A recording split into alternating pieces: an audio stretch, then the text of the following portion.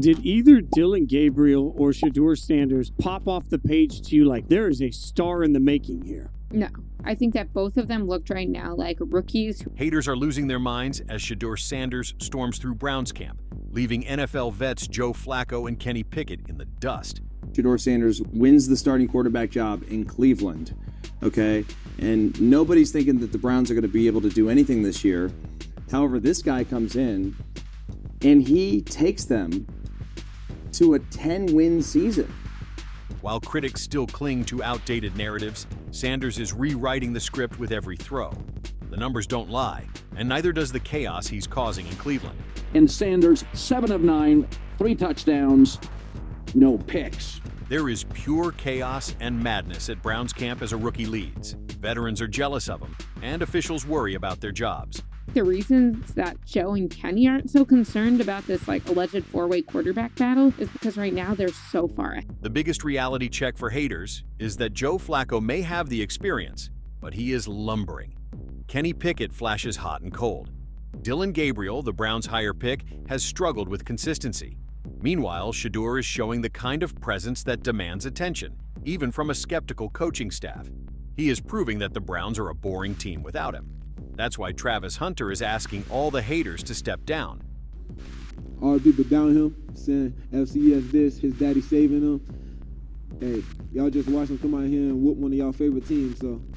In the Cleveland Browns OTA sessions, Shedeur went 7 for 9 with 3 touchdowns and 0 interceptions. A stat line that speaks not just of efficiency, but of surgical precision and poise under pressure. That is freakish efficiency at 77.8% with a perfect TD to INT ratio. On the other hand, Joe Flacco threw 9 of 14 with 1 touchdown and 0 interceptions, compiling a solid but unspectacular 64.3% completion rate. With him, the former first-rounder, Kenny Pickett, managed 9 of 16, 0 touchdowns, and 0 interceptions. It has a middling 56.3% completion rate. These numbers are making Shedeur Sanders' critics mad. So they decided to close their eyes in front of reality. What are the percent chances each of these guys start week 1? I said Flacco 50%, Pickett 40%. I give Dylan Gabriel 9%. And I put Shedeur at 1%. And trust me, people were in my mentions like, what are you, crazy? He's our best quarterback. Of course he's going to start week 1. Like, oh my goodness, no. Like, seriously? Shedeur gets the fewest throws in practice, and yet he manages to score more touchdowns than incompletions. That's not just efficient, but borderline disrespectful to the quarterback hierarchy. If he is as good as all the people were suggesting he was going into the draft, second round at worst, bottom of the second round at worst, then when he gets his chance to prove that, I believe he will. And the fact that he was a 5th round pick could become irrelevant. Sanders' performance is proving to the world that he should be drafted number 1 overall. His OTA sessions are stirring chaos in the Browns locker room, as they are seeing that this man is built for pressure and is the real deal. Shedeur is grinding behind the scenes, staying 2 hours after other QBs, diving into film, asking coaches questions, and putting in the kind of extra work that turns a raw pick into a franchise cornerstone. He is turning practice fields into highlight reels. He is not fazed by the politics, the rotation games, or the expectations, because he is focused on becoming a legend. I've never seen a player in my time covering the Browns now for 3 or 4 years, a guy who gets more praise and more criticism, right? He gets both. People are noticing his hard work and are gradually becoming his fans. Even veteran QB Joe Flacco himself has praised Shedeur's attitude and football IQ in the meeting rooms.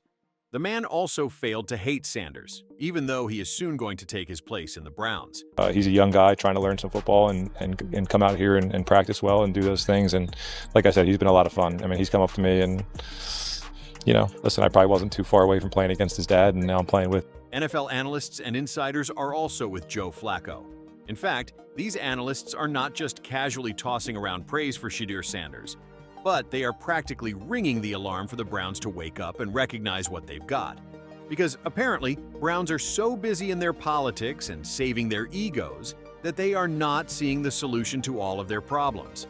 Nathan Zegura, one of the most respected voices around the Cleveland Browns organization, didn't hold back when evaluating Shedeur's performance. He emphasized Sanders' elite ball placement, noting how his passes not only hit the mark, but often land exactly where only the receiver can make a play. Zegura also praised his throw layering, a term that refers to the ability to modulate velocity, trajectory, and touch all in one motion, often a skill that takes years to develop at the pro level. For Sanders to be displaying that in his first few weeks of OTAS speaks volumes. It is not rookie behavior, but that is QB1 material. He understands the game. He has great instincts and feels for what the defense is going to do and what the offense is trying to do to that defense. And so it allows him to throw with great anticipation. Meanwhile, former NFL player and executive Louis Riddick brought a more structural and strategic view to his analysis. Known for being brutally honest and analytical, Riddick said plainly, "If this competition is truly fair, Shedeur Sanders should be starting week 1. That's not a flippant opinion, but it's a challenge to the Browns coaching staff. Riddick's logic is clear. If you strip away draft position, ego, and politics, and just watch the tape, Shedeur is outperforming everyone. He called out the efficiency, the poise, and above all, the consistency of Sanders, arguing that many front offices are too slow to elevate talent simply because it comes from an unexpected place, like a 5th-round pick who just so happens to be Deion Sanders' son. If he can compete with Dillon Gabriel, if he can compete with Joe Flacco, he can compete with Kenny Pickett, there's a very good chance that if this is an organic competition with a level playing field, he could be your starter week 1, no question about it. But who will explain this to ESPN? What started as a developmental project pick in round 5 is now raising serious franchise-level questions. Sanders didn't just crack the QB rotation, but he broke the entire depth chart matrix. Suddenly, the Browns coaching staff looked like they just found a diamond in the dumpster behind the draft war room. Meanwhile, resistance from the old guard was as predictable as a Browns injury report. ESPN's Matt Miller started panic-tweeting theories about Cleveland ditching Sanders and Dillon Gabriel for Clemson's Cade Klubnik in next year's draft, as if Sanders' breakout was some weird accident they should erase instead of embrace. When a 5th-rounder starts out playing million-dollar veterans, the best plan is to hit the reset button. And their trainer, Daryl Corbett, definitely does a really good job trying to get him on the show to talk ball. But, man, listen, Shedeur we talked about it, Earl. He's talented. Not only them, but you will find a lot of haters on social media whose life goals are to criticize Sanders. And none of their hateful tweets or comments had to do with Shedeur's football skills. No, it wasn't his pinpoint throws, surgical ball placement, or icy poise under pressure that they talked about. It was nonsense like, he wore headphones during meetings, as if the NFL has never heard of AirPods and multitasking before. Others clutched their pearls over the idea that Shedeur might be confident or entitled. Heaven forbid a young black QB with an NFL Hall of Famer, for a father believes he's actually good at his job. Let's be real. It is jealousy dressed up as character concerns. They weren't worried about his mechanics. They were mad that he had swagger, mad that he walked into the league with a story, a spotlight, and more buzz than some teams' entire rosters. He didn't just enter the NFL, but he entered with narrative armor, and haters couldn't stand it. So, what did they do? They painted him as Deion Sanders Jr., implying he was just living in his dad's shadow, riding on the coattails of Coach Prime instead of earning his stripes. People hate Deion's path. People hate that he went out there and caught a whole wave. People hate that he signed his contract. People hate that he got his one son following him around with a camera. People hate that he didn't go through the traditional coaching path. And then came the Rolls-Royce rumor, the ultimate "he's not humble enough" scandal. Twitter nearly combusted when fake news started swirling that Shedeur had pulled up to OTAs in a $500,000 Rolls-Royce like he was already a Pro Bowler. He swiftly denied it, but by then, the damage was done. Haters had already run with it, plastering his name across think pieces titled, "Has Shedeur Sanders ever faced adversity?" Ironically, he was literally the victim of one of the most brutal draft day slides in recent memory. But no, the haters needed something shinier than facts, so they spun narratives faster than Sanders spun that football. On top of this, the Browns officials are hesitant to acknowledge Sanders' worth. They have invested quite a lot of money in Joe Flacco. They have given him a one-year deal worth about $4.5 million. So, they can't see that money going wasted because a rookie decided to be a veteran. So, even though Joe Flacco is crying out loud that he is not a mentor anymore and he has nothing to teach Sanders, the Browns are not willing to see their money go wasted.